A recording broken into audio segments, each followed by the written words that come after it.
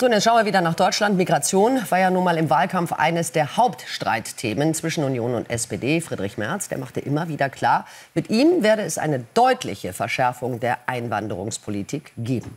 Ja, nun fährt ihm aber die SPD mehr und mehr in die Parade, zieht in den Sondierungsgesprächen sogar rote Linien, die nicht verhandelbar seien, wie es laut Lars Klingbeil heißt. Die Fronten verhärtet. Tim Dicke. Der neue starke Mann der SPD lässt seine Muskeln spielen.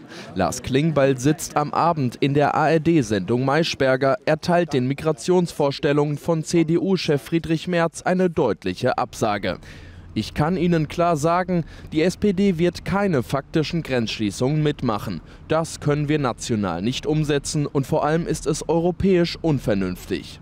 Das sitzt, denn im Endspurt des Wahlkampfs hatte Merz angekündigt, als Bundeskanzler ab Tag 1 das Innenministerium anzuweisen, ausnahmslos alle Versuche der illegalen Einreise zurückzuweisen. Bekräftigte das immer wieder mit markigen Worten.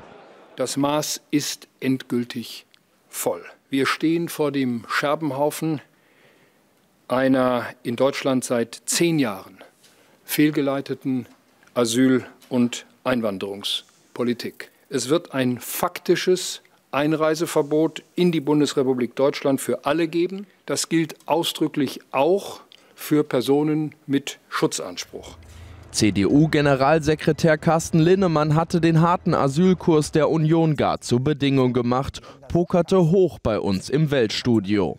Also um Ihre Frage klar zu beantworten, wenn da, vielleicht haben wir die absolute Mehrheit, wenn wir die nicht haben und es gibt keinen Koalitionspartner, der da mitgeht, dann können wir halt nicht regieren. Es geht hier um die Sache. Sie werden mich in 10 Jahren fragen, was haben Sie damals gemacht? Und ich kann Ihnen nur sagen, wir müssen Recht und Ordnung durchsetzen. Der Rechtsstaat muss funktionieren. Und das ist CDU pur und das ziehen wir durch. Diese Durchsetzungsfähigkeit müssen die Unionssondierer in den Gesprächen mit der SPD aber erst beweisen. Denn auch beim Thema Schulden gab es den strengen Merz vor der Wahl und den plötzlich großzügigen nach der Wahl.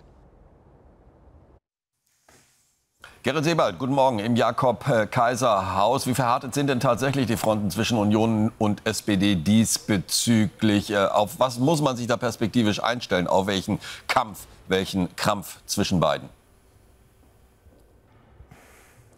Ja, Thomas, also man muss schon festhalten, Friedrich Merz kann sich jetzt für die eigenen Leute auch nicht mehr so viel erlauben. Er muss jetzt mal ein paar Punkte machen und da ist natürlich Migration ein ganz großer. Aber jetzt geht es hier schon auch um Begrifflichkeiten.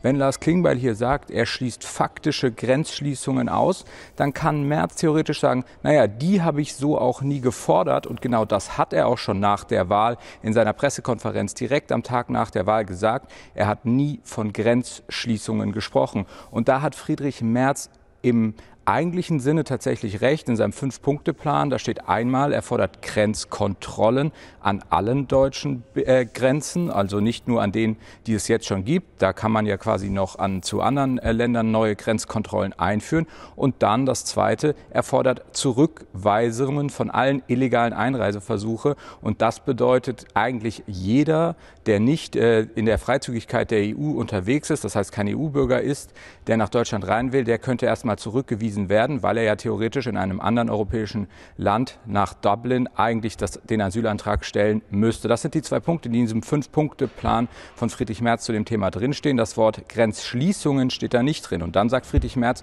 auch noch, wir können ja mal nach Brandenburg schauen, eine SPD-geführte Landesregierung, die fordere das ja auch in ihrem Koalitionsvertrag, genau diese Zurückweisung. Das ist allerdings so nicht ganz richtig, sondern das hat Dietmar Woidke in einem Antrag mit anderen Bundesländern mal gefordert, dass man eben diese Dublin-Verordnungen aussetzen müsse, um so eben Zurückweisungen möglich zu machen. Er will hier aber wahrscheinlich eher den europäischen Weg gehen und das nicht einfach selber entscheiden. Das heißt, Friedrich Merz hofft hier schon noch seine Punkte durchsetzen zu können und das dann am Ende aber nicht Grenzschließungen zu nennen, sondern Grenzkontrollen an allen deutschen Ländern und die Möglichkeit von Zurückweisung von Menschen, die aus sicheren Drittstaaten, also eigentlich allen, durchzuführen.